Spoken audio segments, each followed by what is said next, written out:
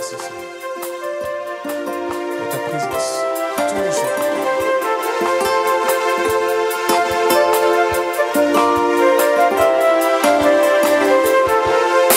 Et dans ton sanctuaire, devant ta majesté, je vis mon vrai bonheur dans ton intimité. Ta sainteté comble mon cœur de la joie du ressuscité.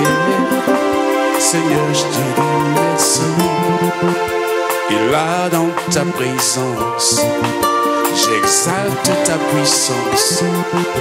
Ta gloire est mon partage. Toi le rocher des âges. Mes faibles mots te sanctifient et mon esprit te magnifie. Seigneur, je te dis merci. Et si les mots me manquent, mon cœur ne peut se taire. Et si mon cœur se tait, alors mon silence t'adore. Car tout dans ton glorieux décor annonce que tu agis encore. Seigneur, je te dis merci, ton amour en moi déborde. Et nos deux esprits s'accordent dans un élan de tendresse. Je me réjouis sans cesse, je viens savourer l'amour que mon cœur contient pour toujours et partout. Seigneur, je te dis merci. Ton amour en moi déborde. Et nos deux esprits s'accordent dans un élan de tendresse. Je me réjouis sans cesse, je viens savourer l'amour que mon cœur contient pour toujours et partout. Seigneur, je te dis merci. Oh Seigneur, merci, merci.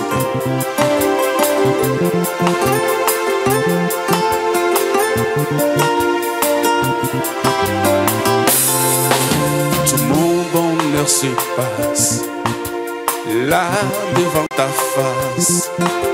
Y a pas meilleur endroit qu'à l'ombre de ta droite. Tu me relèves de mes faiblesses et tu me remplis d'allégresse. Seigneur, je te dis merci. Devant ton trône de gloire, j'écris ma petite histoire à l'encre de mes larmes. Dans la joie de mon âme, tu me révèles ton plan, Seigneur, dans les pensées de ta grandeur. Seigneur, je te dis merci, ton amour en moi déborde. Et nos deux esprits s'accordent dans un élan de tendresse. Je me réjouis sans cesse, je viens savourer l'amour que mon cœur contient pour toujours et partout. Seigneur, je te dis merci. Ton amour en moi déborde. Et nos deux esprits s'accordent dans un élan de tendresse. Je me réjouis sans cesse, je viens savourer l'amour que mon cœur contient pour toujours et partout. Seigneur, je te dis merci. Seigneur, je te dis merci. Seigneur, je te dis merci. Pour ton amour dans ma vie, Papa. Seigneur, je te dis merci. Pour ton esprit dans ma vie, Jésus. Seigneur, je te dis merci. Oh, Seigneur, je te dis merci. Seigneur, je te dis merci. Elohim, je te dis merci pour tout, Seigneur. Seigneur, je te dis merci. Seigneur, je te dis merci. Seigneur, je te dis merci.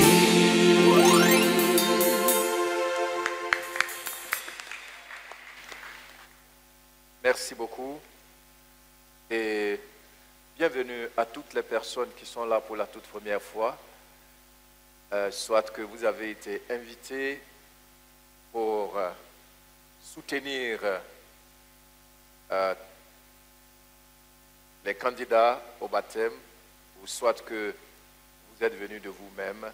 En tout cas, bienvenue. Alors, ce matin, nous avons 21 personnes qui sont passées par les eaux de baptême. Et je voudrais qu'ils se tiennent debout pour qu'on puisse les acclamer pour cette grande décision. C'est eux qu'on acclame, ce n'est pas le Seigneur. Voilà. Alors, merci beaucoup. Toutes nos félicitations et nos encouragements dans votre décision. Vos vies ne seront plus jamais les mêmes. Veuillez vous asseoir.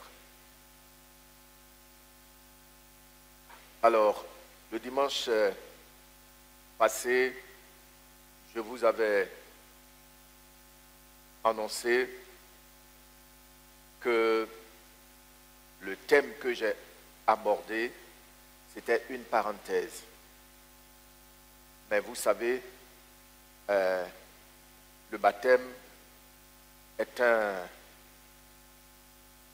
une importante cérémonie dans l'Église.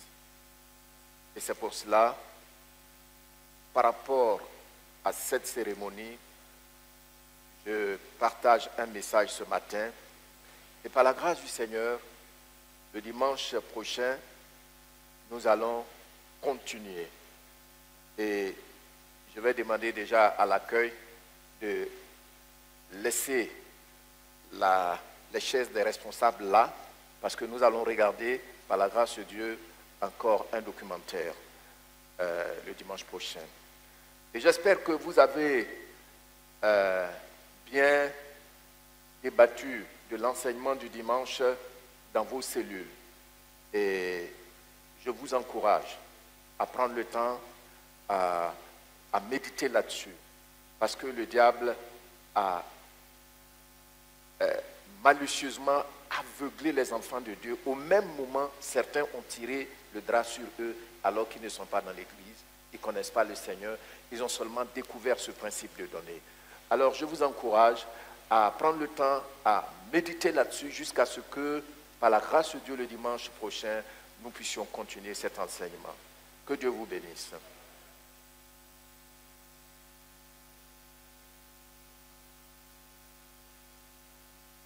Vous êtes le sel de la terre. Nous sommes le sel de la terre. Permettez que je vous lise nos passages de base dans Matthieu chapitre 5, verset 13. Ce qui m'intéresse essentiellement ce matin, c'est cette affirmation du Seigneur. Et je ne vais pas parler de la deuxième partie de cette affirmation du Seigneur. Dans Matthieu chapitre 5, verset 13, c'est le Seigneur Jésus qui parle et dit, vous êtes le sel de la terre. Tu vas dire après moi, vous êtes le sel de la terre. Mais si le sel perd sa saveur, avec quoi la lui rendra-t-on? Il ne sert plus qu'à être jeté dehors et foulé aux pieds par les hommes. Nous allons lire la parole vivante, la version parole vivante. Il dit ceci, ce que le sel est pour les aliments, vous l'êtes, vous, pour cette terre. Si le sel devient insipide, avec quoi lui rendra-t-on son pouvoir salant? Il ne sert plus à rien. Il n'y a qu'à le jeter dehors, où il sera piétiné par les passants. Le même passage, cette même parole, nous la trouvons dans Marc chapitre 9, verset 50, et je lis, et tu lis après moi. Le sel est une bonne chose. Le sel est quoi? Dit le Seigneur.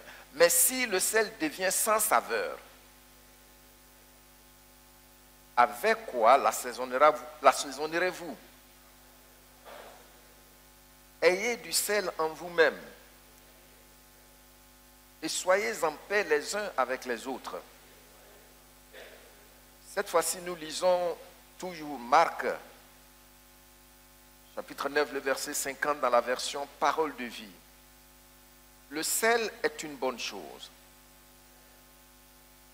Mais quand le sel perd son goût, comment lui rendre son bon goût?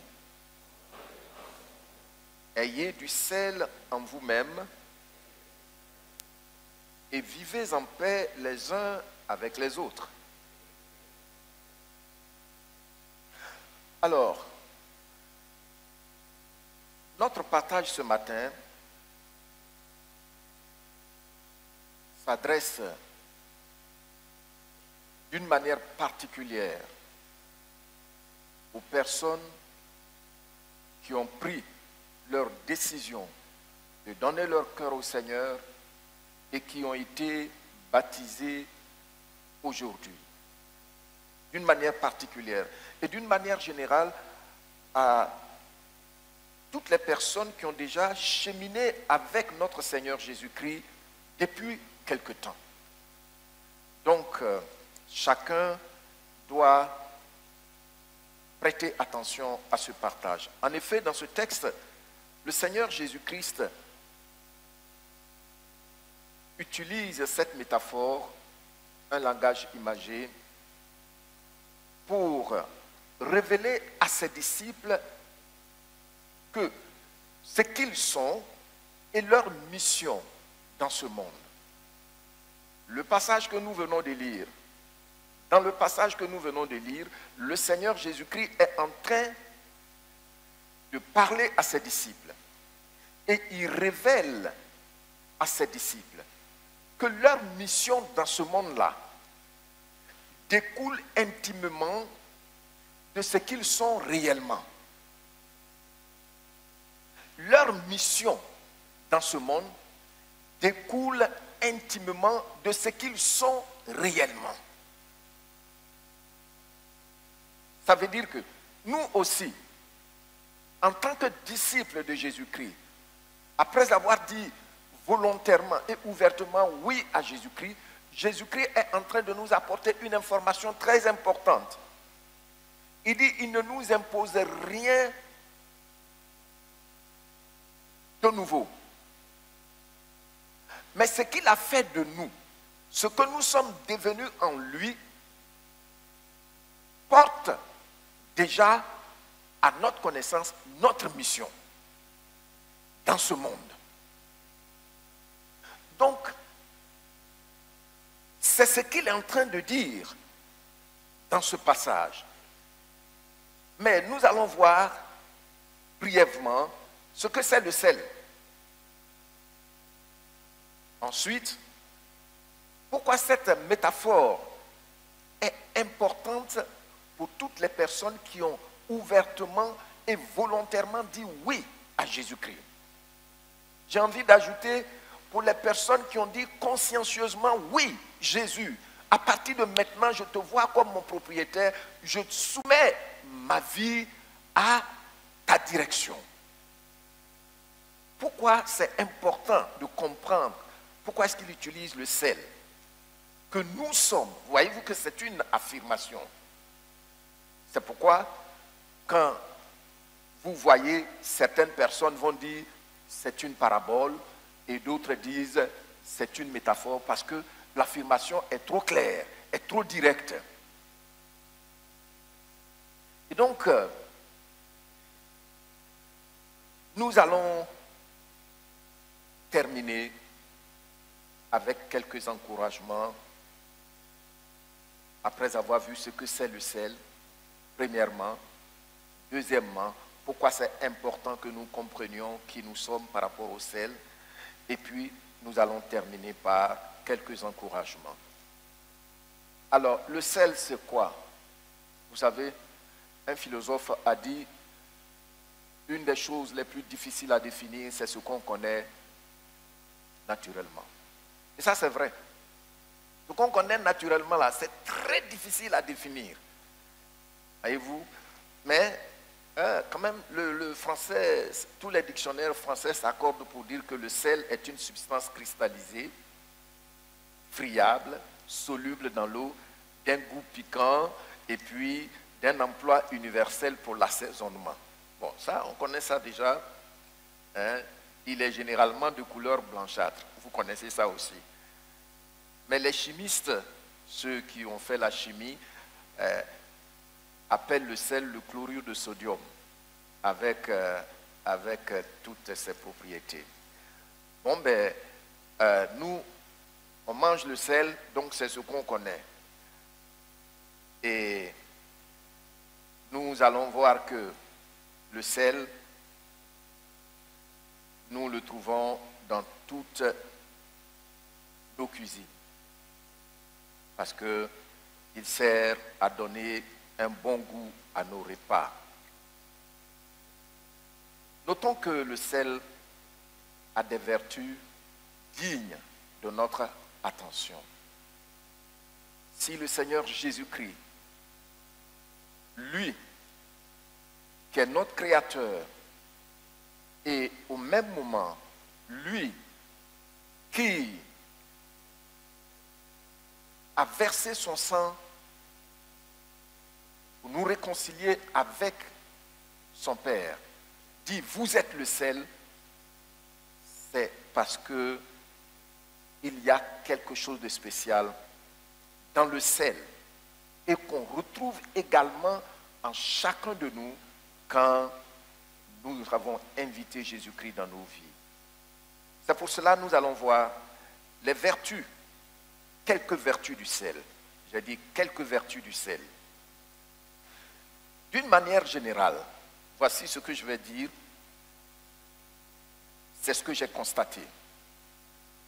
Le sel est un bon ouvrier silencieux,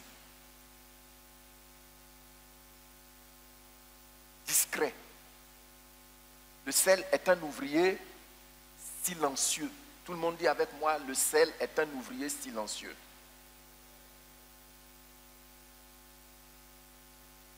Discret et très efficace partout où on le sollicite. Ça, c'est une définition qui m'est venue à l'esprit comme ça. Le sel ne fait pas de bruit. Le sel est comme la lumière. La lumière non plus ne fait pas de bruit.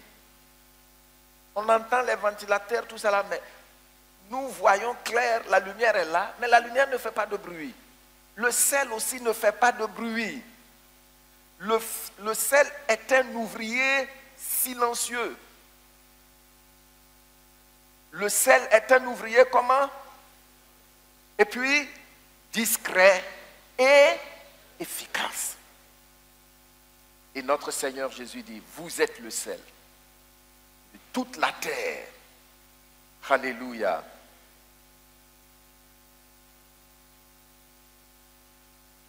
Et partout on le sollicite. Que le pauvre sollicite le sel, il lui rend toujours le même ministère qu'il rend aux riches, qu'il rend à l'Africain, qu'il rend à l'Européen, qu'il rend à l'Américain, qu'il rend à l'Asiatique. Le sel ne discrimine personne. Avez-vous un peu? Nous l'utilisons.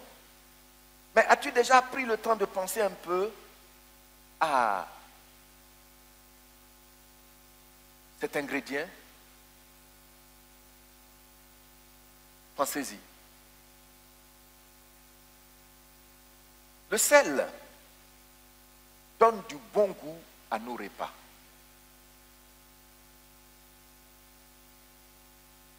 Le sel est juste. Qu'est-ce que j'ai dit? Le sel est juste. Il n'aime pas qu'on abuse de lui. Donc c'est parce que je suis riche, j'ai les moyens de prendre 2 kilos de sel par jour ou par semaine, que je vais prendre 2 kilos de sel là, je vais consommer ça maintenant. Non. Le sel est juste. Le sel s'impose à nous. Le sel s'impose à ceux qui se disent civilisés. Le sel s'impose à ceux qui se disent indépendants.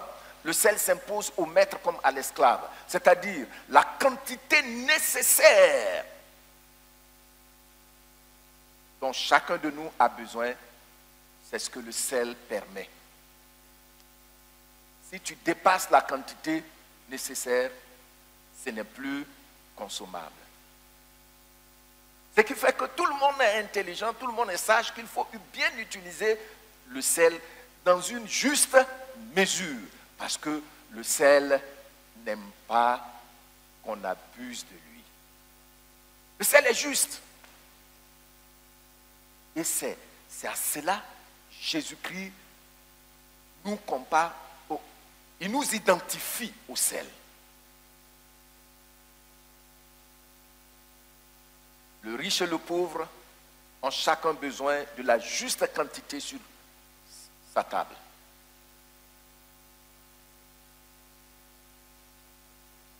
Le sel, ce n'est pas comme un effet vestimentaire pour dire j'ai porté telle griffe. Tu as vu la griffe que j'ai portée, ou bien une chaussure pour dire cette chaussure que j'ai portée, c'est à 60 000, c'est à 220 000. Non. Toi qui as porté chaussures de 220 000, toi qui roules dans la Mercedes de dernier cri, vous tous à table, le sel, vous dites sa loi. À cause de son efficacité. Vous voyez?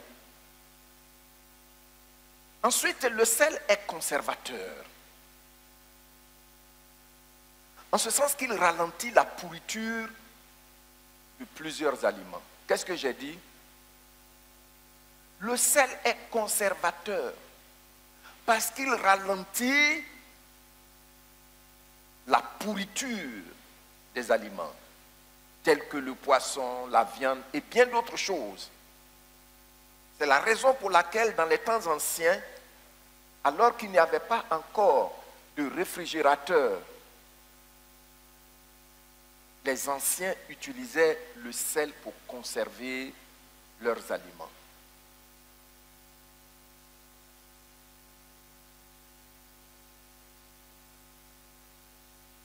Et cela leur permettait de les conserver pendant longtemps. Nous notons aussi que le sel maintient la quantité nécessaire d'eau dans le corps humain, selon la science. Quand j'ai fait quelques recherches, les scientifiques ont trouvé que, tu sais, l'eau dans le corps de l'homme représente environ 70% de son poids. C'est-à-dire, avant moi, quand je voyais une personne, je pensais que c'était les os et puis la chair qui pesait. Mais ce n'est pas comme ça. C'est l'eau qui est en toi là. Ça pèse plus que ta chair et puis tes os. Maintenant, pour que la quantité d'eau nécessaire qui doit circuler dans ton corps pour te maintenir en vie ne baisse pas, c'est le sel qui joue ce rôle. Donc le sel finalement nous maintient en vie. Tu as vu? Ce n'est pas seulement un ingrédient qui donne de la saveur, du bon goût, mais il maintient aussi notre vie.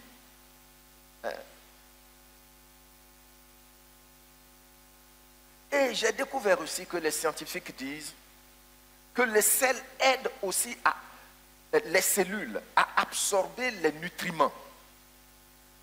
il est vraiment nécessaire à la vie. C'est-à-dire quand tu manges là, pour que ça puisse se transformer et puis entrer dans le sang là, il faut le sel.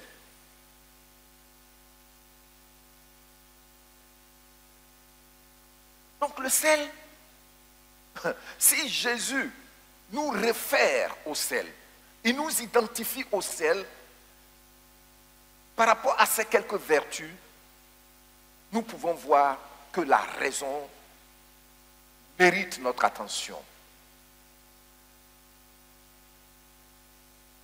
Même aussi, le sel est utilisé pour guérir certaines maladies, particulièrement des maladies de la peau. C'est pourquoi quand vous partez en Israël, à la mer Salée, vous allez trouver, c'est rempli de monde.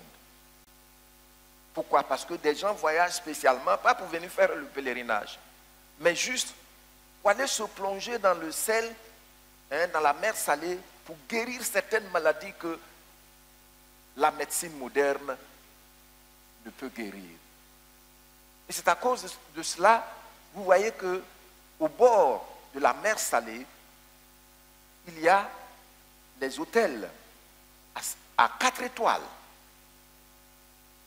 Les gens viennent spécialement, ils déposent leurs valises là, et du matin au soir, si c'est pour faire une semaine, ils sont toujours plongés dans la mer Salée. Ça guérit certaines maladies de peau qui se moquent de la médecine moderne. Donc le sel est un médicament, mais ce n'est pas tout.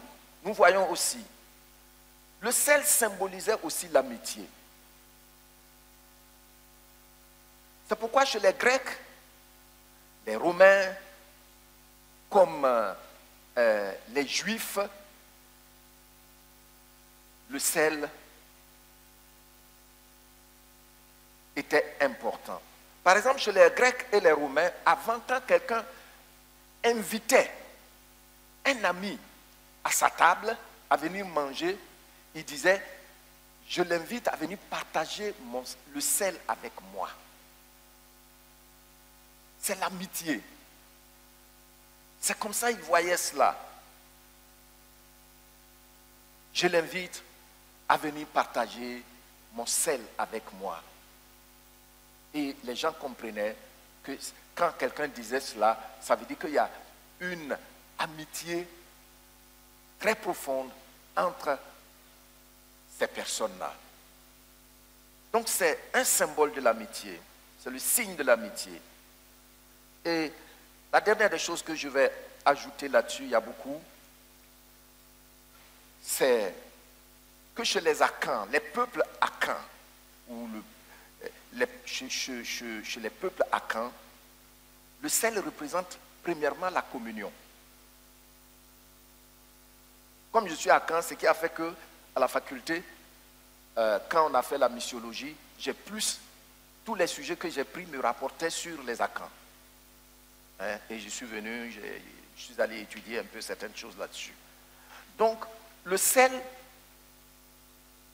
chez les Akans, représente la communion sincère. Je sais que chez beaucoup d'autres peuples, c'est pareil. Le sel, chez les Akans, revêt un caractère indissoluble. Chez les Akans, vous voyez qu'ils utilisent le sel dans les cérémonies très importantes. Ce n'est pas des cérémonies pour faire de la magie, non. C'est parce que cela revêt un caractère indissoluble. Donc, quand, par exemple, chez les Akans, il doit faire la dot, il mettait du sel dedans. Pour dire que ce mariage-là, dans ce mariage, il n'y aura jamais de divorce, seule la mort va vous séparer. Mais vous voyez, aujourd'hui même, on est assis dans l'église, on divorce et puis nos yeux pétillent. Mais de quoi parlez-vous? Nos yeux petits, on divorce et puis on revient, il faut même remarier. On va où avec ça? Alors que dans nos traditions, on nous montre ça. C'est pourquoi quand les gens se mariaient, avant le mariage là, on donne la dot, les Akans là. Vous allez voir la plupart des peuples Akans, ils demandent le sel. Et puis maintenant, quand on envoie le sel, ils répartissent ça entre les membres de la famille. Et puis ils vont préparer pour manger. Ça veut dire que le jour où tu veux divorcer là, il faut leur faire vomir le sel. Et comme ce n'est pas possible, ça veut dire que impossible de divorcer. Alors les gens dans l'église, ils divorcent, ils imposent au pasteur de les remarier tant que tu ne le fais pas. Oh, on fait pression sur toi partout. Moi j'ai fait l'expérience une fois, c'est fini. Il ne faut plus venir ici parce que c'est question de connaissance. Amen. Donc voici comment certains peuples voient le sel. Et ce n'est pas seulement les Akans. C'est eux que j'ai étudié un peu.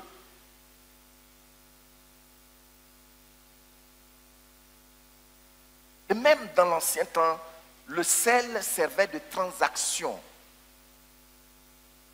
L'on utilisait le sel pour payer le salaire des soldats. Je vous ai déjà enseigné ici il y a longtemps que le mot salaire vient du mot sel.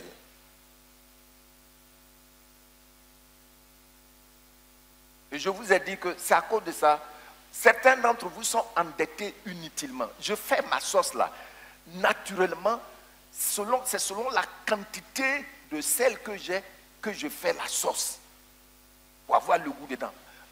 On ne met pas une grosse marmite alors que tu as un peu de sel. Est-ce que c'est ce que tu fais? Mais tu fais des choses, tu t'en vas emprunter de l'argent et puis ça t'écrase. Inutilement. Bon, ce n'est pas dans ce domaine que je suis en train de parler. Mais vous comprenez que le sel occupait une place très importante dans les relations humaines. Ajoutez maintenant à cela, nous notons le sel dans la Bible. Je pense que dans mes manipulations, quand j'écrivais, j'ai fait quelque chose comme ça, une fausse manipulation, donc Bible là est partie. Le sel, les vertus du sel dans la Bible. Je vais mentionner seulement un passage. Dans Lévitique chapitre 2, verset 13, Dieu commande à son peuple de mettre toujours du sel sur toutes les offrandes qu'on devait lui donner.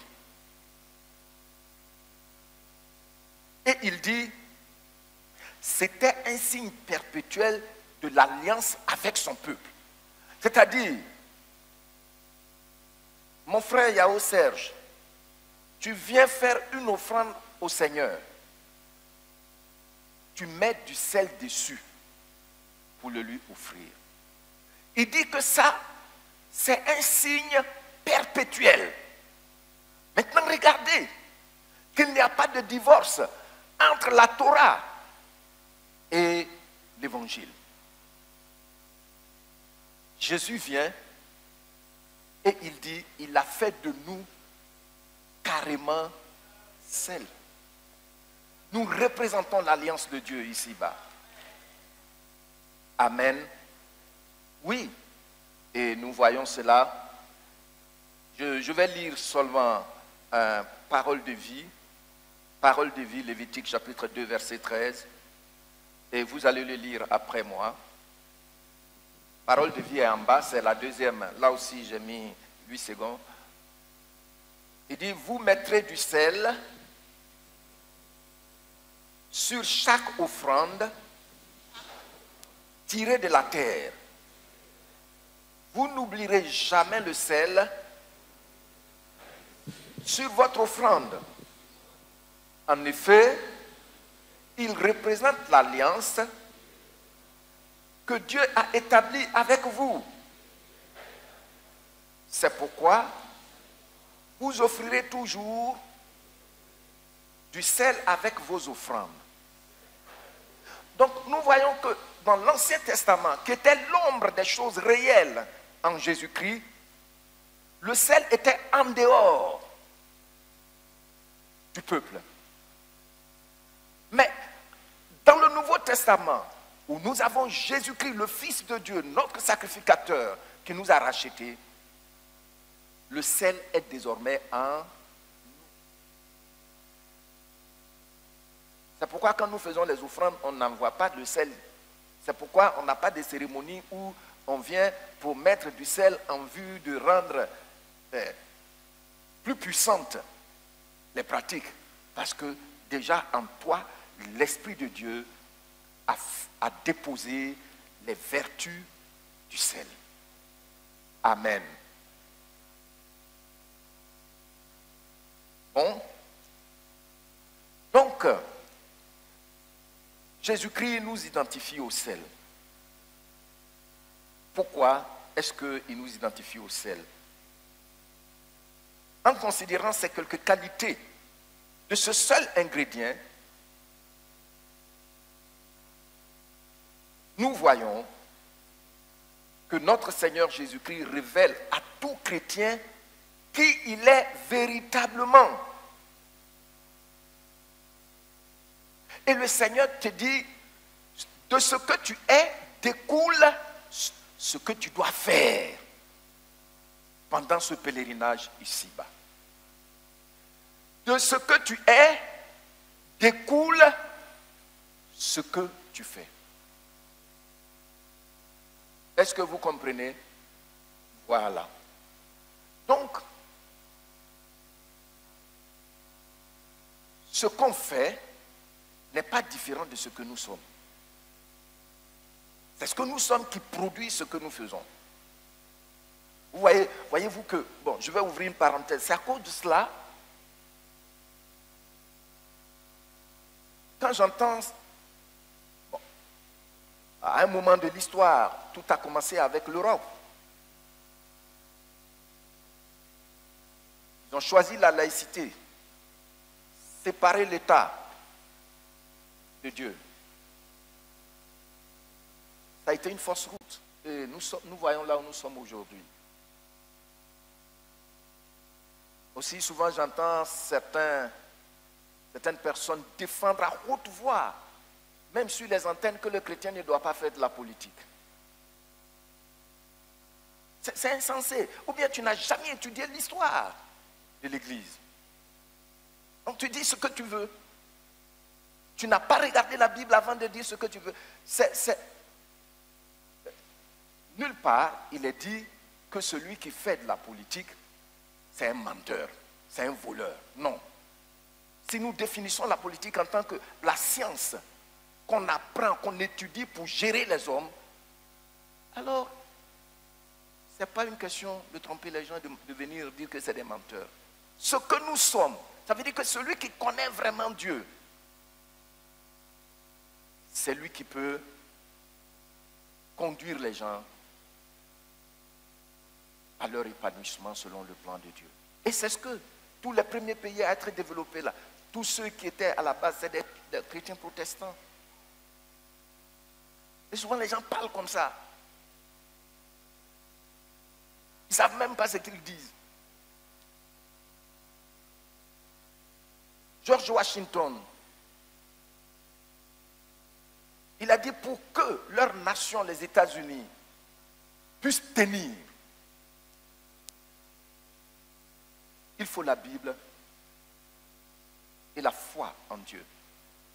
Vous allez trouver ça dans le livre d'Alexis. C'est un gros livre. Peut-être que je vais présenter ça ici quand je vais revenir enseigner sur la parole. Vous voyez, c'est pourquoi avant la Bible était introduite dans tous les domaines, à l'école, partout. Mais bien aimé, je ferme la parenthèse. Jésus est en train de dire, pour faire et bien faire là, ça dépend de la qualité de ce que tu es. Est-ce que vous avez compris? Un faux ne peut rien faire de bon. Hein? Donc tous ceux qui se disent politiciens et puis qui mentent, qui aiment mentir, et puis qui oublient même, vous savez que le mensonge, hein, plus quelqu'un ment, plus son coefficient intellectuel baisse. Non, ce n'est pas moi qui ai dit ça. Moi j'ai cherché seulement, mais pourquoi la Bible dit de ne pas mentir? Et puis j'ai découvert. Donc tu vois, quelqu'un quand il ment, il devient moins intelligent. Il pense que les autres ne le voient pas, mais les autres le voient. C'est pourquoi ils ont des gardes-corps. Même souvent, ils se sentent tellement dans l'insécurité qu'ils vont prendre des gens d'un autre pays pour venir les garder. Mais tout le monde, les gens dans les rues, là, dans les maquis, n'hésitent pas de dire ce qu'ils sont. Ce que tu es, c'est ce que tu fais. C'est ce que Jésus-Christ est en train de dire ici. Si nous sommes du sel, le sel que le peuple de Dieu utilisait visiblement, Christ l'a introduit en nous. Ça fait partie intégrante de nous. Ça veut dire que c'est maintenant nous qui allons transformer. Nous sommes désormais, autant le sel est transformateur, toute personne qui a dit ouvertement et consciencieusement oui à Jésus-Christ est devenue un agent de transformation de la communauté.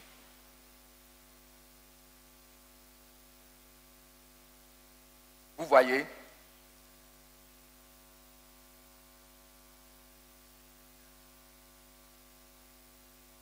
Alors, mes bien-aimés, en tant que sel, notre propriétaire Jésus-Christ dit qu'il nous a dotés, premièrement, d'un pouvoir transformateur. C'est ce qu'on vient de voir.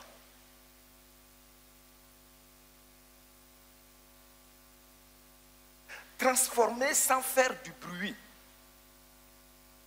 Transformer nos maisons, nos communautés, sans faire du bruit.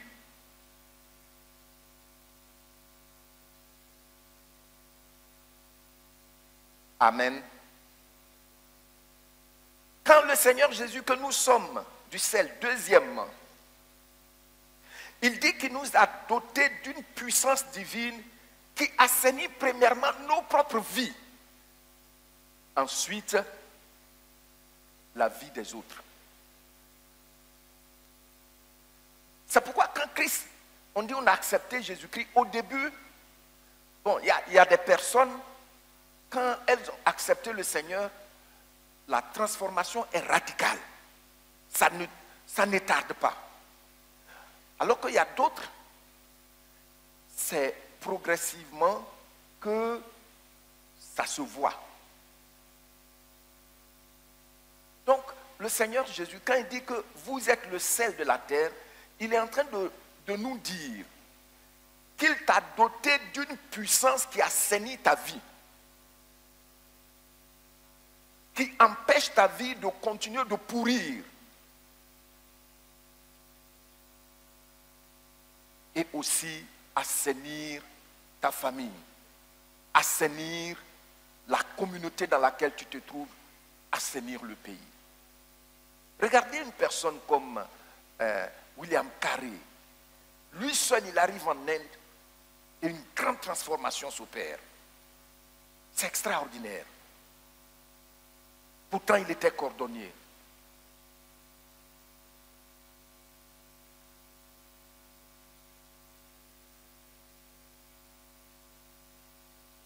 Il y a une puissance en toi.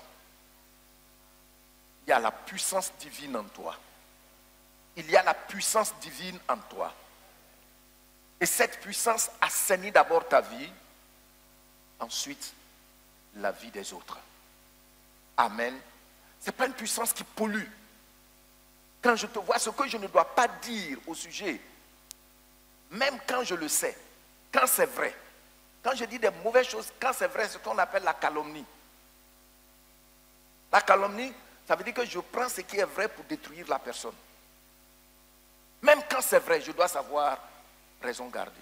Mais regardez tout ce que nous disons au sujet des uns et des autres. Sommes-nous du sel?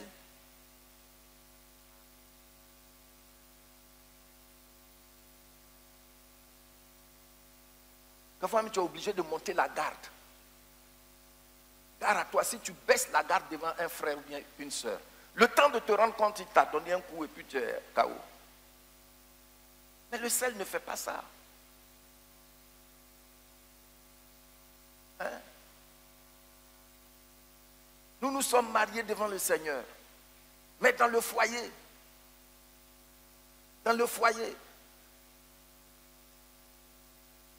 vous comprenez ça?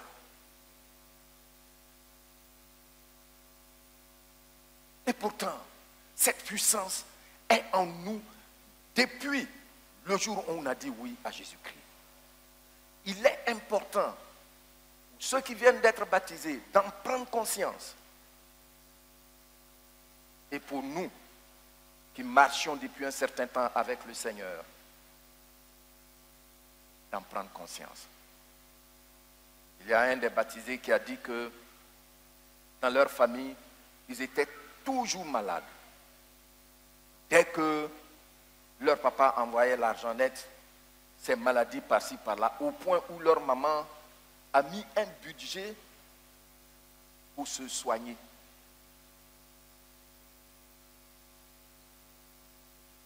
Et puis, leur maman accepte le Seigneur, et un jour, à la cellule, elle s'ouvre au responsable de la cellule, et il a dit, mais c'est pas normal ça. Ils ont pris le temps, ils ont jeûné, prié, et progressivement, cette infirmité a disparu de la famille.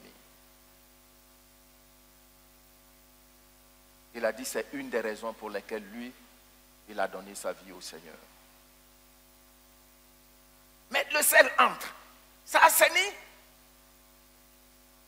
Moi, je ne savais pas sur ma propre vie. J'étais très maladif. Dans une maison de 12 enfants, j'étais le plus maladif. Et je me souviens, une année, j'étais malade, j'ai failli mourir. J'ai grandi dans la famille paternelle, chez mon père. Et ma tante était allée consulter.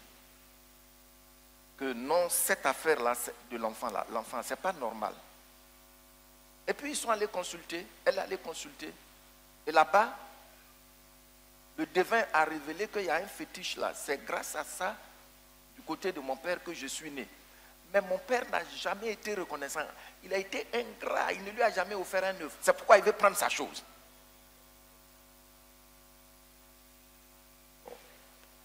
Quand ma tante est revenue, bon, elle a demandé pardon. Qu'est-ce que le fétiche là veut? Le fétiche a dit ce qu'il voulait, poulet, tout ça là. Elle a fait les sacrifices. Et puis, j'étais rétabli. Mais, vous savez, le diable ne guérit pas. Il transfère seulement. Et puis, ça dit, il reporte un peu l'échéance. C'est comme ça il est. Mais c'est l'année qui suivait que j'ai accepté Jésus-Christ, c'est fini. Moi-même, je ne savais pas qu'il guérissait. Mais progressivement, je me suis aperçu que je tombais rarement malade. Mais je ne savais pas. Pour moi, oui, le Saint-Esprit est là, mais il est venu avec Il est venu avec quoi? Le sel. C'est pourquoi certains d'entre vous là, avant personne ne voulait vous sentir. Aujourd'hui, tu penses que c'est parce que tu es trop intelligent maintenant, à cause de ça, hein, Non, c'est parce qu'il y a du sel en toi. C'est tout. Tout le monde aime le sel. Le pauvre aime le sel. Le grand intellectuel, il aime le sel. Le riche, il aime le sel. Celui qui n'a même pas le SMIC, il aime le sel. C'est à cause de ça, certains, maintenant vous pouvez être acceptés dans certains milieux, mais vous pensez que c'est de vos mérites. Non. Jésus-Christ a déposé en toi du sel.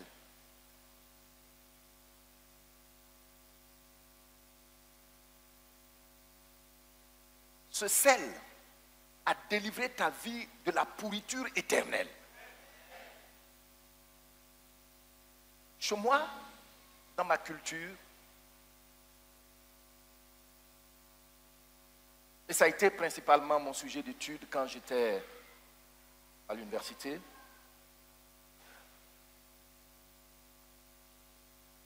il n'y a pas de mort naturelle. Mais beaucoup de cultures africaines, en Asie, on trouve ça aussi. Parce que quand quelqu'un meurt, il y a toujours une cause. C'est pourquoi chez nous, les gens interrogeaient les morts. Qu'est-ce qui t'a tué? Publiquement, c'est pas on va aller se cacher quelque part pour le faire. Tu sais, quand souvent je prêche, je dis moi, là où je suis là, tu ne peux pas me distraire. Même le péché, c'est qu'il ne peut plus me distraire. Le péché, c'est ça. Mes yeux sont clairs sur cette affaire. Donc, on interroge le mort. Qu'est-ce qui t'a tué? Souvent, le mort peut dire, je me sens tellement seul que j'ai appelé mes pères pour venir me prendre.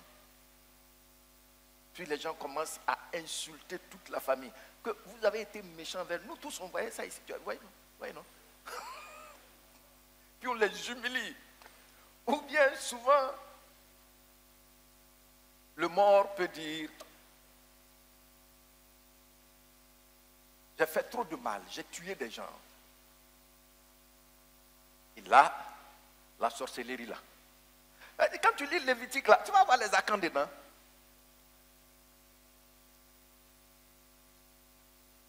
Oui, moi je ne suis pas étranger à ça. Donc, si la personne dit qu'elle a tué des gens, elle a détruit des vies, là on ne fait pas ces funérailles. On ne va pas annoncer au village qui font funérailles avec nous. Bon, je laisse ça comme ça. Mais ils ont leur cimetière à part. On ne les enterre pas dans le cimetière des bons. Ce n'est pas la Bible qui est venue nous dire qu'il y a une pourriture éternelle. Il y a une souffrance éternelle. Chez nous là, ce n'est pas la Bible qui est venue nous dire ça. On connaissait ça. Seulement que la Bible est venue nous éclairer sur celui qui pouvait nous délivrer des flammes éternelles. Jésus-Christ. C'est comme ça. Amen. Tu vois? Donc, quand Jésus entre dans ta vie, il dit, il a déposé en toi une puissance divine qui t'épargne de la pourriture éternelle.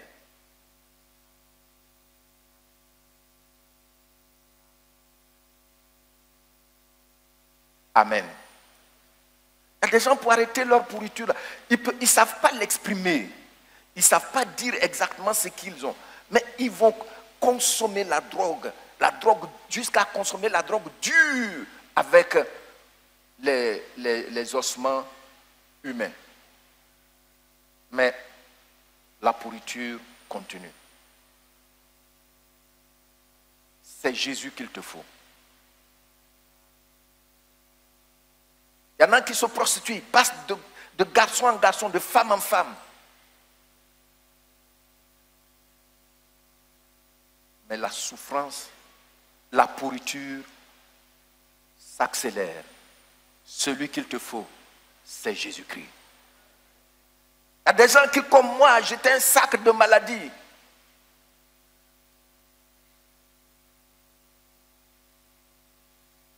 C'est Jésus-Christ qu'il te faut. Quand tu lui ouvres ton cœur, il met du sel en toi et assainit ta vie. Alléluia. Alléluia. Acclamons le Seigneur.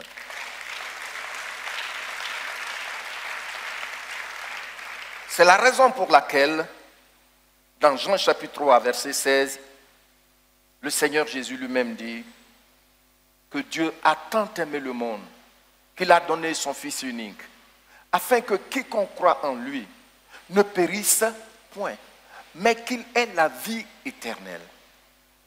Je vais vous expliquer un peu. La vie éternelle, c'est quoi? La vie éternelle ne se définit pas seulement par cette durée indéterminée. Parce que celui qui va souffrir après la mort, il va souffrir aussi dans une durée indéterminée, sans fin. Mais la vie éternelle, c'est la qualité de la vie de Dieu. C'est-à-dire qu'aujourd'hui, là, écoutez-moi bien. Est-ce que vous m'écoutez? Qui m'écoute? Voilà, merci beaucoup. Ce que je vais dire, il faut bien écouter ça. Quand on accepte Jésus-Christ dans nos cœurs, on prend la décision de lui dire, c'est avec toi que je veux marcher. Tu es mon propriétaire à partir de maintenant. Cette vie que le monde n'a jamais soupçonnée et qui ne vient que du Créateur seul et qui un jour va se manifester devant son trône. C'est cette vie-là qui nous est communiquée ici, maintenant. C'est ça qu'on est en train de dire quand on dit vie éternelle là. Ça ne se vend pas au marché. C'est la vie qui sort, qui appartient au Créateur seul. C'est lui seul qui expérimente cette vie-là. Donc nous aujourd'hui, sur cette terre des hommes, parce que Jésus-Christ est venu et on a pris la décision de lui dire oui, qu'à partir de maintenant, je te soumets ma vie, je veux obéir à ta parole, tu es mon propriétaire. Alors, cette vie que le monde ne peut jamais soupçonner là, c'est cette vie qu'il nous communique. Donc c'est la qualité de la vie que le monde ne connaît pas, mais qui ne vient que de Dieu seul. Alléluia. Acclamons le Seigneur pour cette heure.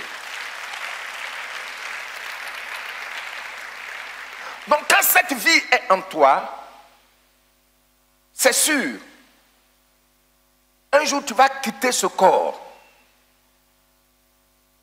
mais ton âme vit déjà. Donc quand cette vie est en toi, tu meurs une seule fois.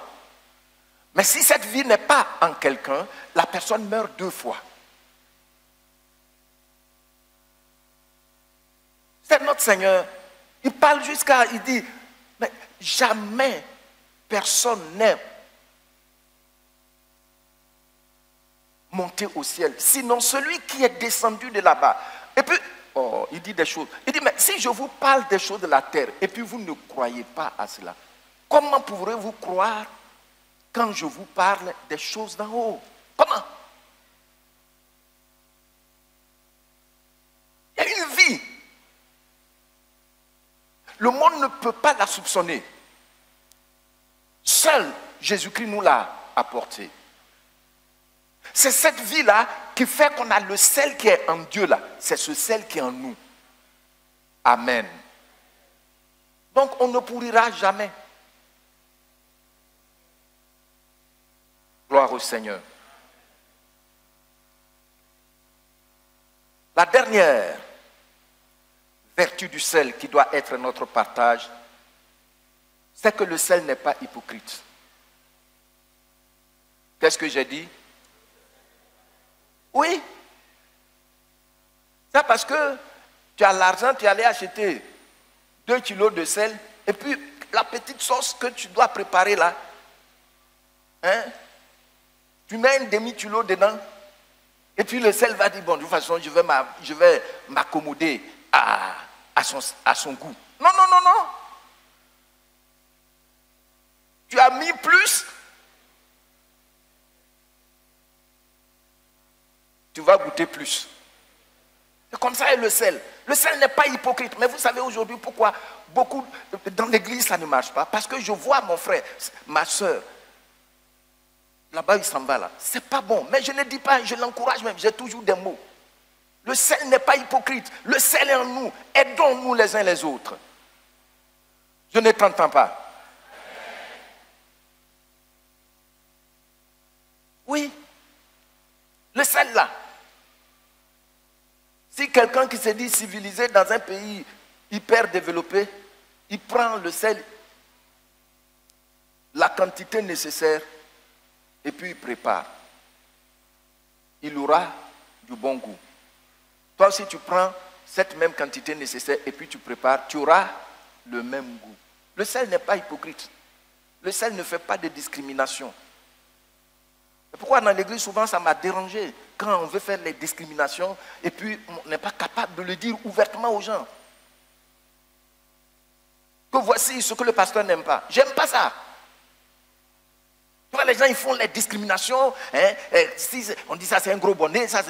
Mais qui est né avec une tête plus volumineuse que l'autre? Arrêtons ça. Le sel n'est pas hypocrite. Le sel est honnête.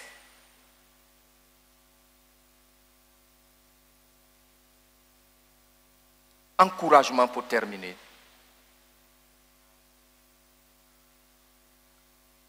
Nous lisons Romains chapitre 14, verset 7.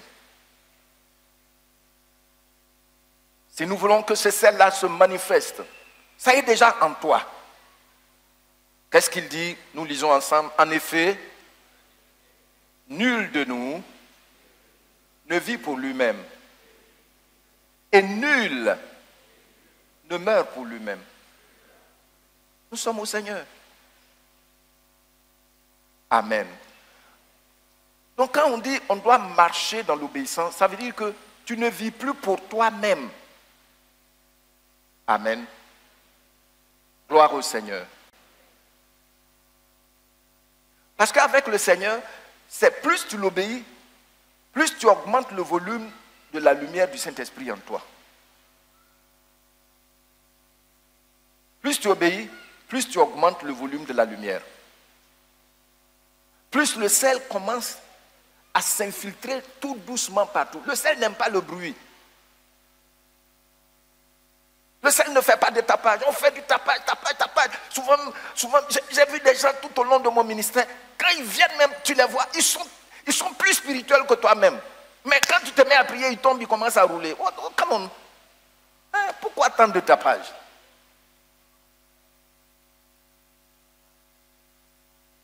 Ils connaissent tout. Le sel ne fait pas de tapage. Le sel est dédié à sa mission. Le sel est consacré à sa mission. Le sel ne dévie pas sa mission. Et c'est pourquoi vous, les frères et sœurs, les nouveaux baptisés, prenez votre foi en Jésus-Christ à cœur. Vous avez été baptisés aujourd'hui. Soyez là à toutes les communions. Que ce soit dans les cellules. Vous avez déjà écouté un témoignage. Que ce soit ici. Soyez toujours présents. Il y a des gens qui disent qu'ils n'ont jamais le temps. Mais quand est-ce que tu peux dire ça à la mort? Quand la mort vient frapper à ta porte là, tu peux lui dire que je n'ai pas le temps. Il y a des gens même sur les terrains de football, la mort est allée les prendre. Sur le terrain de football là, il est prêt à tirer le ballon là et puis il est parti. Dieu nous a donné le temps pour le connaître. On n'a pas d'argument. On n'a pas d'argument. Le sel, pour que ton sel là se manifeste, il faut avancer avec le Seigneur. Amen.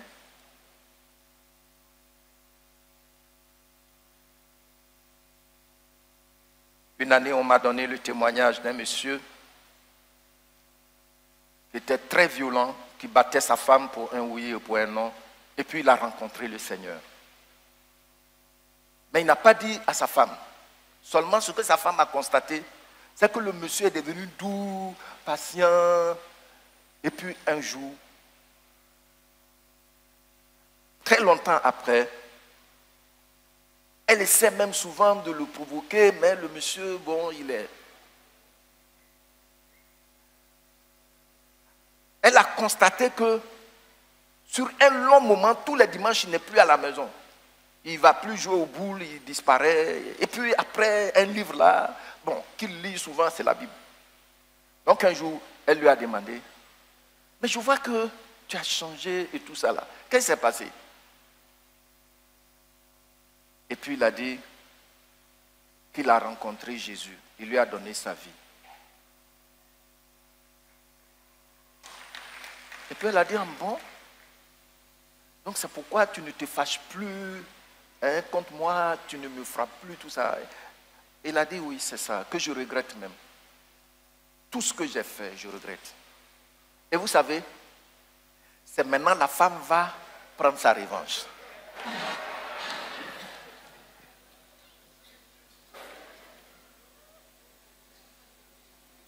Pour un oui ou pour un non, elle pouvait insulter le monsieur, l'humilier. Et puis à un moment, quand elle faisait ça, le monsieur là le regarde et puis ses larmes coulent. Ça m'a vraiment touché. Et un jour, la femme a dit, en larmes, je vois vraiment que tu as rencontré quelqu'un qui s'appelle Jésus. Moi aussi, je veux le rencontrer. Quand ce sel-là entre dans ta vie, il y a des signes de transformation. Tu parles, il y a des gens qui disent des choses, même, les arcans disent, un enfant ou une personne, tu es libre de couper boule d'igname là, même si c'est comme ta tête, pourvu que ça puisse entrer, personne ne va te condamner. Mais ce n'est pas toute parole qui doit sortir de notre bouche. Oui, non? Priez dans ce sens. Priez dans ce sens. Le sel est signe de l'amitié. On l'a déjà vu. Pourquoi je dois me comporter envers mon frère? Je monte la garde. Envers ma soeur, je monte la garde. Est-ce que le sel est vraiment en nous?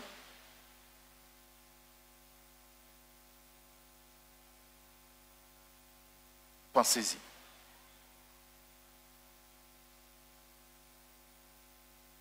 L'amitié doit être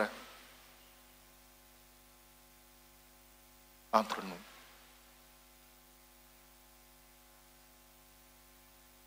Parce qu'on a le sel en nous.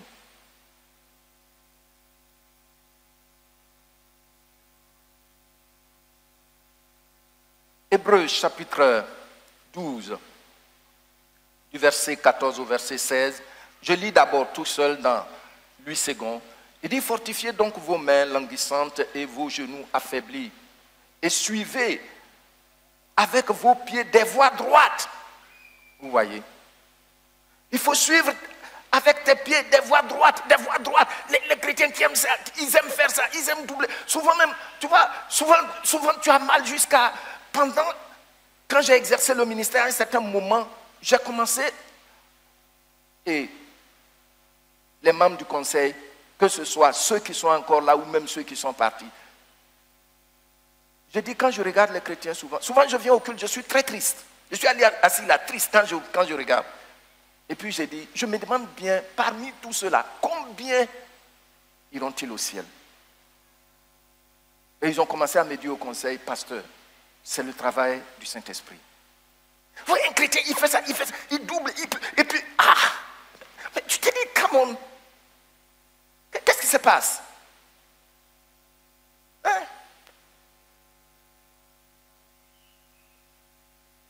Non, il faut suivre la voie droite, parce qu'il y a le sel en toi. Le sel est droit, le sel est droit. Le sel est comment? Tu prends le sel de Côte d'Ivoire, tu emmènes ça aux États-Unis. Ils vont goûter, c'est toujours du sel. Tu prends le sel au Ghana, tu emmènes ça ici, tu mets ça sur ta table, c'est toujours du sel. C'est ce que Jésus-Christ dit. Il dit on doit marcher dans la droiture parce que nous sommes du sel. Or le sel est droit. Le sel n'est pas hypocrite. Le sel fait du bien. Alléluia. Acclamons notre roi pour ce qu'il a fait pour nous.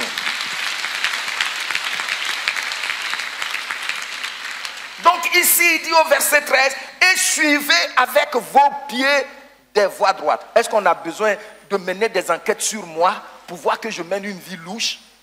Quelquefois même, il y en a dans les pays développés, il faut les suivre avec caméra cachée. Come on. On n'en a pas besoin. Est-ce qu'on a besoin de ça? Non, parce que le sel est en toi, ça se manifeste. Le sel n'a pas besoin de policier. Le sel est droit. Le sel est droit. L'esprit du sel, c'est la droiture. Il n'y a pas d'hypocrisie dedans. Hein? Tel frère vient me voir, je vais dire quelque chose d'autre. Tel autre vient me voir, je vais dire quelque chose d'autre. C'est quelle affaire ça?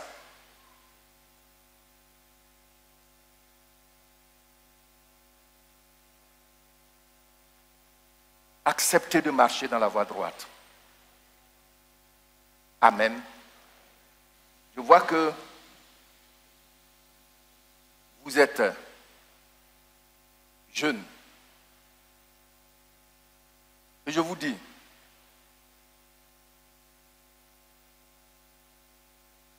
vous avez toute l'opportunité d'expérimenter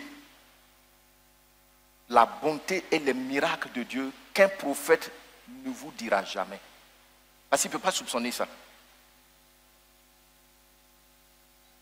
Hier, il y a une famille qui est venue me rendre visite.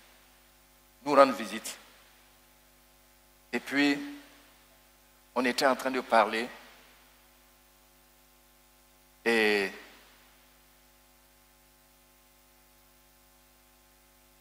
on a parlé du petit déjeuner. Et puis, j'ai dit que non, moi, c'est rare que je prenne le petit déjeuner. C'est très rare. Souvent, quand je voyage, bon, tu vois, les gens prennent soin de toi. Si on me demande, je peux dire non. Mais si on ne m'a pas demandé et puis on dépose, je suis tenu d'honorer tout ce sacrifice. Il faut prendre un peu. Et donc, le frère m'a demandé, mais pourquoi? J'ai dit, à cause de mon passé. C'était difficile. Mais je ne savais pas que ce passé difficile où avoir petit déjeuner était, personne n'est là pour te tendre la main pour prendre le petit déjeuner. Je ne savais pas que ça me préparait à ma vocation. Faire aujourd'hui des semaines sans manger, tu te tiens là. C'est parce que le Seigneur m'a mis à son école dans le passé, avant que je ne l'eusse connu. Amen. Tu vois, donc, nous sommes préparés par le Seigneur, équipés. Il dit de marcher dans la voie droite. Il dit afin que ce qui est boiteux ne dévie pas, mais plutôt se raffermisse. Recherchez la paix avec tous. Et la sanctification, sans laquelle personne ne verra le Seigneur. Même c'est-à-dire, si tu n'es pas résolu à marcher dans l'obéissance, même ici, tu ne vas pas l'expérimenter. C'est à cause de ça, il y a des gens, moi, Dieu ne me dit rien. Moi, le Seigneur ne me parle pas. Je ne sais pas ce que j'ai fait et puis il ne me parle pas. Et s'il a dit que il ne veut pas te parler. Marche dans la voie droite, tu vas l'entendre. Alléluia. Donc il dit, c'est quand on marche dans la voie droite, comme je l'ai dit tout à l'heure, dans l'obéissance, on augmente le volume de notre lumière, de notre lampe. Amen. Il dit, veillez, le verset 15, veillez à ce que nul ne se prive de la grâce de Dieu, à ce qu'aucune racine d'amertume poussant des rejetons ne produise du trouble, et que plusieurs n'en soient infectés. À ce qu'il n'y ait ni impudique, ni profane comme Ésaü, qui pour un mets vendit son droit d'aînesse. Vous voyez?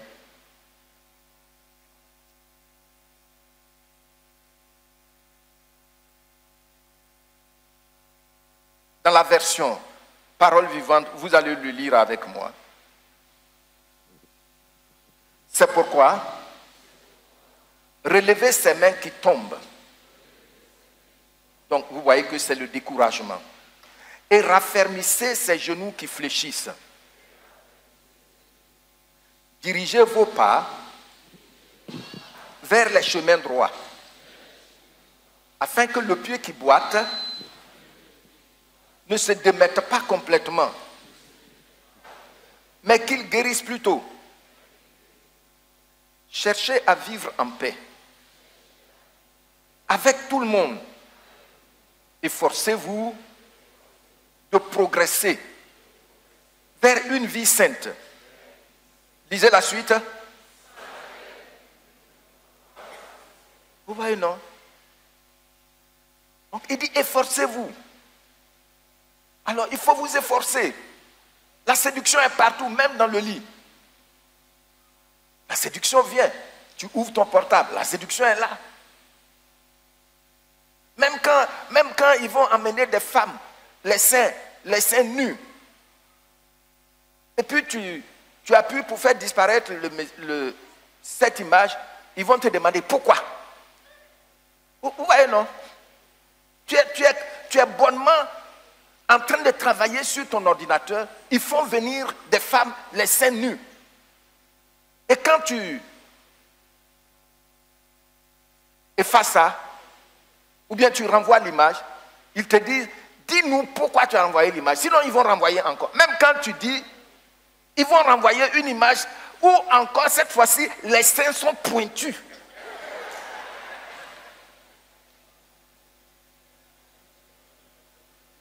Mais sachons-le, Dieu nous a équipés pour vivre dans cet environnement. Amen. Efforcez-vous de progresser vers une vie sainte. Regardez le verset 16. Non. Le verset 15. Je lis et puis tu lis après moi. Veillez à ce que personne ne passe à côté de la grâce de Dieu. Qu'il ne surgisse pas de plantes vénéneuses d'où jaillissent des rejetons, capables d'empoisonner plusieurs d'entre vous et de contaminer toute la communauté. Qu'il n'y ait personne qui fasse quoi?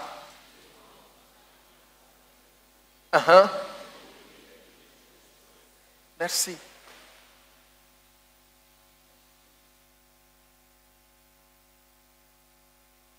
Si c'était possible, j'allais dire cette promotion de baptême, de baptiser. Dites-vous que nous sommes le sel de la terre. Se rappeler ça régulièrement, parce qu'une puissance transformatrice est en vous. Et ça vient de Jésus-Christ. Amen. Et je voudrais dire à tous ceux qui m'écoutent ce matin, qui disent que vous avez dit oui à Jésus-Christ, sachez que cette grâce vous a été impartie. Il faut laisser cette façon de faire là. On trompe la vigilance de tout le monde, on tape les têtes même des naïfs. Si tu n'es pas patient, tu risques de tout détruire. Il faut laisser ça. Si tu veux te marier, il faut te marier. Sois sûr, si tu travailles, tu peux te marier. Parce que tu ne vas pas marier une femme et puis c'est elle qui va te donner à manger. Tu as compris, non? Tu n'as pas compris. Donc, il faut bien faire tu travailles. Par la grâce de Dieu, tu as ton studio, tu travailles. Tu te maries. Et puis de là, le temps de te rendre compte, tu es dans une grande maison où chacun de tes enfants a sa chambre. Ça aussi, c'est les principes. Le sel respecte les principes. Mais nous, on ne respecte pas. Donc, il dit ici que personne ne rompt son alliance avec Dieu. Amen. Il ne faut pas rompre ton alliance avec Dieu, comme Ésaïe l'a fait. Pour terminer, pour terminer, je veux parler d'abord aux nouveaux baptisés. Voici désormais qui vous êtes et le travail pour lequel Dieu vous a gracieusement équipé. Amen. Pour les chrétiens et les chrétiennes qui sont devenus froids, c'est le temps de se repentir. Manifester pleinement qui nous sommes, car le monde souffre. Les gens souffrent, hein? Les gens souffrent. Les gens souffrent. Ceux qui n'ont pas Jésus-Christ là. Non.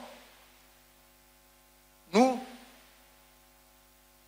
on peut souffrir, mais il y a toujours quelqu'un sur l'épaule duquel on peut pleurer. Il y a toujours quelqu'un qui peut dire non, calme-toi, je suis au contrôle. Mais eux, ce n'est pas le cas. Satan n'a jamais été fidèle, ni ses démons. C'est pourquoi ceux qui font des alliances avec les démons sont surpris, parce que c'est les mercenaires qui fuient quand le loup vient. C'est-à-dire, un autre loup vient, ils prennent la fuite. Mais Jésus-Christ, il est fidèle. Il est toujours avec toi. Il est toujours avec moi. Et permettez que j'ouvre cette parenthèse. On a eu un message ici avec Frère Daniel sur le bon berger. La semaine passée, j'ai regardé un documentaire, mais j'étais touché. J'ai partagé ça avec ma femme. En Asie, vous savez que l'hiver ne vient pas au même moment dans tous les pays. Donc les bergers là, quand ils savent que dans telle zone, c'est le temps de l'hiver, ils voyagent dans d'autres zones où il n'y a pas l'hiver. Et puis quand l'hiver finit ici, qu'est-ce qu'ils font? Ils reviennent maintenant. Et ce que j'ai vu, ça m'a touché. Voici les bergers là. Eux, ils sont sur des chevaux. Et puis ils dirigent les moutons là. Ils sont beaucoup. Maintenant, ils sont arrivés à un fleuve avec beaucoup de cascades. Tout le bétail est parqué. Ils sont à cheval. Hein. Ils ont inspecté le fleuve là sur une très longue distance. Et puis maintenant, ils ont trouvé un endroit moins profond. Maintenant, ils sont allés prendre les moutons là. Et puis, parmi les moutons, il y a un qui est le guide. Il y a un mouton guide. Et puis ils sont venus. Parce qu'il a vu les cascades là, il ne voulait pas entrer. Mais ils l'ont poussé dedans. Pourquoi? Parce qu'ils savent que cascade là, ce n'est pas profond. Et puis il a commencé à passer. Et tout le reste des moutons ont commencé à le suivre. Ça m'a vraiment touché. Et puis, les agneaux là. Il y a eu des agneaux qui sont entrés. Et puis l'eau là a failli les emporter. Mais le berger est avec eux. Il a soulevé l'agneau là, il a mis ça sur le cheval. Non. Et comment le Seigneur prend soin de nous? Il ne permettra pas que tu empruntes une voie à risque. J'ai dit à mon épouse, regarde ça. Ça m'a touché. Il sera toujours à côté de vous. Il sera toujours à côté de nous. Sa grâce est sur vous. Au nom de Jésus-Christ. Amen. Maintenant, tu as écouté. Veux-tu que Jésus-Christ entre dans ta vie? Comme comme il a fait pour moi, comme il a fait pour ses frères et sœurs. Moi, j'ai pris ma décision en 1978. J'étais le plus jeune de l'église. Et à la maison, mes tantes disaient que, non, comme il est enfant, c'est de l'enfantillage. Mais au fur et à mesure, c'était un défi, je ne savais pas, mais au fur et à mesure, j'ai vu la fidélité du Seigneur. Alors, il ne faut pas avoir peur. Quand il vient, il met le sel en toi. Ça va assainir ta vie. Tu ne vas pas regretter. Tu veux lui donner ta vie, viens. Je suis là, je vais prier avec toi. N'hésite pas, c'est favorable.